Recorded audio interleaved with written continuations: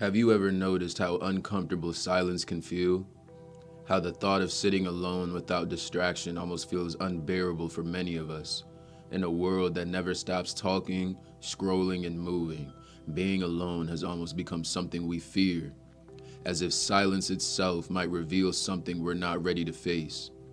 But what if I told you that solitude is not emptiness, it's a hidden treasure? That in those quiet, often avoided moments lies the very key to clarity, inner strength, and authentic connection with others. You see, life has a strange paradox.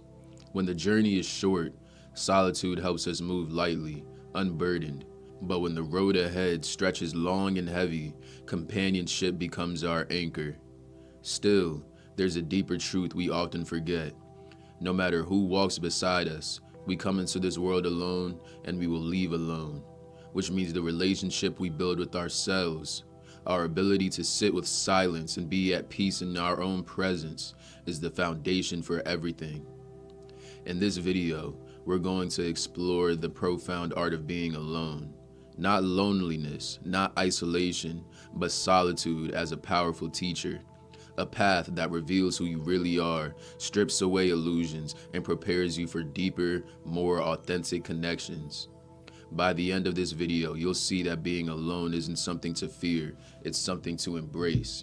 Because within solitude is where your truest strength awakens. To understand the power of solitude, we first need to strip away the illusions that cloud it. Many people equate being alone with loneliness, as if the absence of external company automatically means emptiness. But solitude is not about being cut off from the world, it is about reconnecting with yourself. Imagine your inner world as a house with many rooms. Throughout life, you invite countless voices in, parents, friends, teachers, society, and they begin rearranging the furniture, filling the space with their opinions, expectations, and judgment.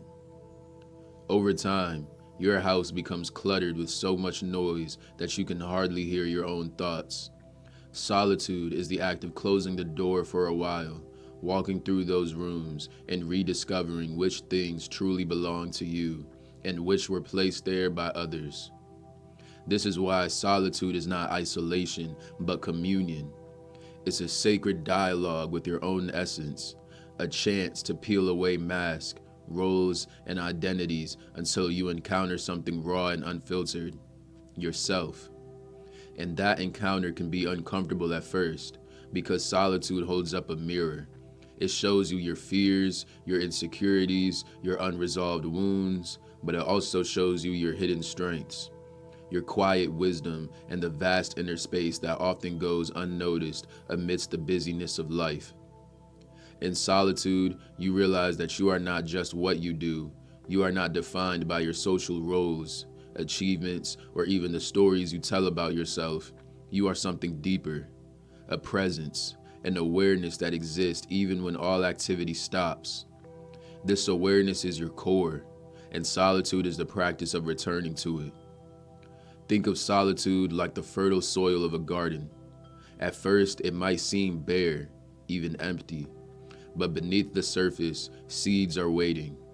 Without the noise and distraction of constant activity, those seeds finally have the space to grow. Insights, clarity, creativity, and resilience. Over time, what once felt like emptiness transforms into abundance. This is why so many great thinkers, artists, and spiritual teachers have returned to solitude throughout history. From monks meditating in caves to writers retreating to cabins in the woods, solitude has always been the crucible where transformation begins. Because it is in silence that we start hearing what the world could never tell us. Yet in today's world, solitude can feel radical. We are trained to seek stimulation, the endless scroll, the constant chatter, the ceaseless noise. To sit alone without distraction, to many, feels almost unbearable. But here's the paradox: the very thing we avoid, stillness, silence, and being alone, is the one thing we need most to grow. So the essence of being alone is not an escape from life, but a return to it. It is the conscious act of stepping away from the currents of compulsion to rediscover who you are when nothing else defines you. And it is from this space that true self-discovery, healing, and authentic living can finally begin. If solitude is the soil of transformation, then the fertilizer is courage. The courage to face yourself without distraction. Because when the external noise quiets, what rises up within us is often uncomfortable. Old memories resurface, insecurities whisper, and fear creeps in. For many people, this is why they avoid being alone. It's not the silence they fear, it's what the silence reveals. But here lies the paradox. Only by facing what emerges in solitude can we dissolve its power over us. The shadows of the mind, fear, doubt, insecurity, thrive in noise and distraction. They feed on constant activity because that activity keeps us from ever looking them directly in the eye. Yet, when you sit alone in stillness and simply observe them, you realize something profound. These shadows are not monsters, they are illusions, passing clouds, not permanent skies. For example, notice how your mind creates stories about who you are. It tells you that you're not enough, you'll fail, and people won't accept you. These narratives may feel absolute, but in solitude, when you sit with them without judgment, they begin to lose their grip. You start to see them for what they really are, conditioned patterns, echoes of the past, not ultimate truths. This is why solitude requires bravery. It strips away the armor of external validation, no roles to hide behind, no distractions to escape into, just you as you are. And when you can sit with yourself in this rawness, you reclaim a power that nothing outside you can give or take away. Think of it like walking into a dark room. At first, the shadows terrify you, but when you stay long enough, your eyes adjust and you begin to see clearly. What once looked like monsters in the corner were just shapes, harmless and ordinary. Solitude works the same way. It gives you time to see what your mind has been projecting, and in that clarity, fear dissolves. And this courage doesn't just free you from fear, it opens the door to self-compassion. Because when you see your flaws, wounds, and imperfections up close, you also see their origins. You realize they don't make you weak, they make you human. And in that realization, you begin to forgive yourself, to nurture yourself, to offer the same compassion inward that you may have so easily offered to others. From this place of self-acceptance, solitude transforms. It is no longer a mirror reflecting only your shadows. It becomes a window into your potential, your creativity, your authentic self. Many of the greatest ideas and breakthroughs in history have come in moments of solitude because in that space, we finally hear the whispers of our soul that the world's noise had drowned out. So part 2 of this journey is about courage, the willingness to stay with yourself, to face your inner shadows, and to see them for what they are. This is not about perfection, it's about honesty, it's about presence. And in this honesty, you uncover a deeper freedom, the freedom to stop running, to stop hiding, and to finally live in alignment with your truest self. Once you've embraced solitude and learned to sit with yourself honestly, something remarkable begins to happen. Your relationships with others transform. Because the truth is, until you are at peace with your own company, every connection you form is in some way an attempt to fill a void. Think about it. How many people chase friendships, relationships, or even social validation out of fear of being alone? They seek others not from fullness, but from emptiness. And when connection is built on emptiness, it creates dependency. You cling, you compromise your authenticity, you fear abandonment. But when you have discovered wholeness in solitude, relationships are no longer about filling a gap.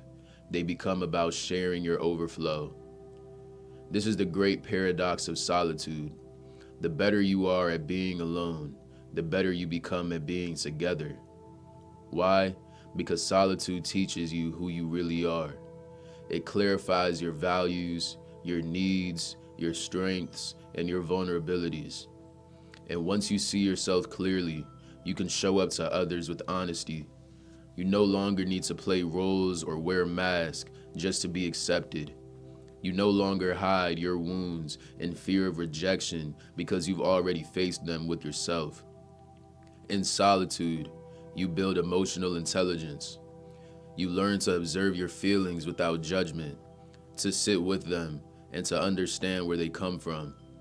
And when you take this skill into relationships, it changes everything. Instead of reacting impulsively, you respond with awareness. Instead of projecting your insecurities onto others, you take ownership of them.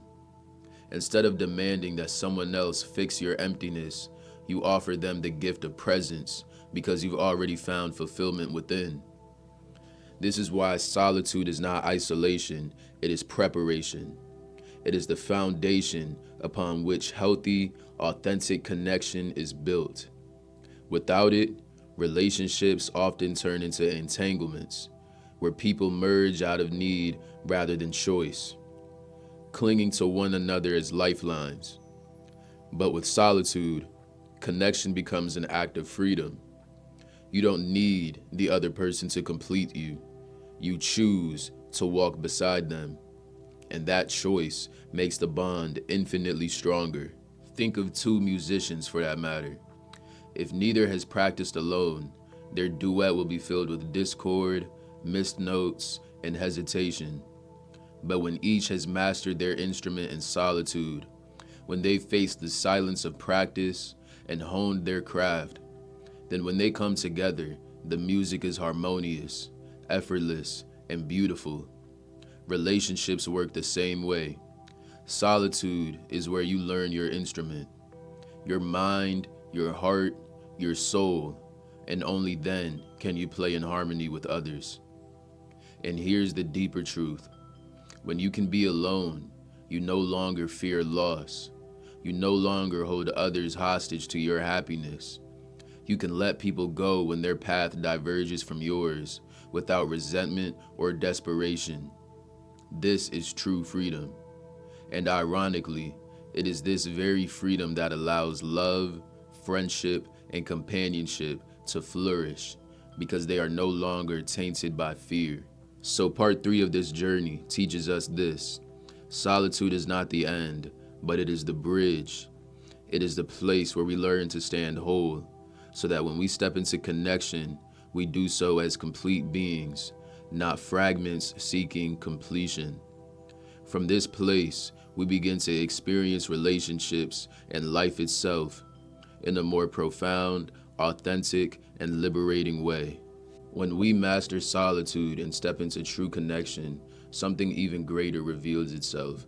The recognition that solitude is not just for self-reflection, it is a spiritual practice. It is the place where we touch something beyond ourselves, something vast, eternal, and unshakable. Because once the noise of the world quiets down, and once the chatter of your own mind softens, a doorway opens. In that silence, you begin to sense the deeper dimension of existence, the awareness that is always here, beneath every thought and every emotion. This is where solitude becomes sacred. You realize that being alone is not loneliness, it is communion. Not with another person, but with life itself. With the intelligence that beats your heart, that turns the seasons, that breathes through every living thing. This realization changes the very way you experience solitude. No longer does it feel like emptiness, it becomes fullness, overflowing with stillness, clarity, and presence. And from this place, your life takes on a higher purpose. You are no longer living simply to chase desires, achievements, or recognition. You begin to live from the inside out. Your actions arise not from compulsion or social expectation, but from alignment with your true essence. You act not to prove, but to express. You love not to receive, but to share. You create not to impress, but because creation itself flows naturally through you.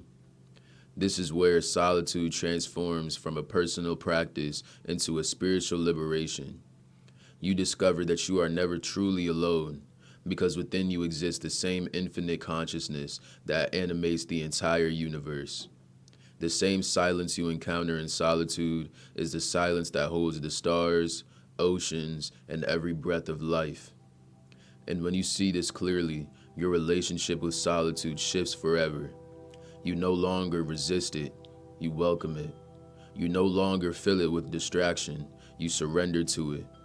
And in that surrender, you discover the greatest paradox of all. The more comfortable you are being alone, the more deeply connected you become, not only with others, but with life itself. This is the higher purpose of solitude. It is not isolation, but integration. It is not withdrawal, but awakening. It prepares you to live with intention, to connect with authenticity, and to experience the sacredness of every moment, whether you are alone in silence or surrounded by others in noise. And remember, the real power of being alone is that it frees you. It frees you from dependence, from noise, and from the need to seek validation outside yourself. And from that freedom, you naturally create deeper, more meaningful connections with others. If this message resonated with you, I invite you to take this practice with you. Allow yourself moments of silence each day, even if only for a few minutes. And in that stillness, listen to your own heart and let it remind you that you already have everything you need within. Thank you so much for joining me on this journey. If you found value in this video, please make sure to like, subscribe, and share it with someone who might need this message today. I'd love to hear from you in the comments. Until next time, take care, and remember, every moment of solitude can become a moment of awakening.